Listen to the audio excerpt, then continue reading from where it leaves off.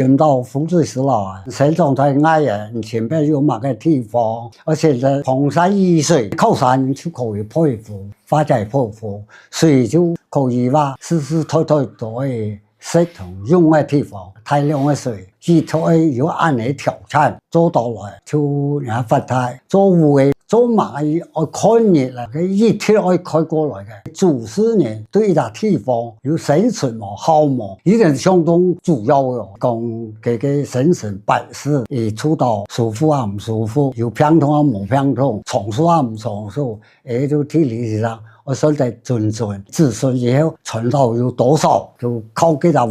戶廠，太道理真係。其他世界就按十分多嘅，最基本嘅條件就施工做戶啊，嗰種安泰門，我看嘢嚟嘅，前期進貨，嗰種紮露台，做組裝，3、4體關係做好就成功，就可以前期。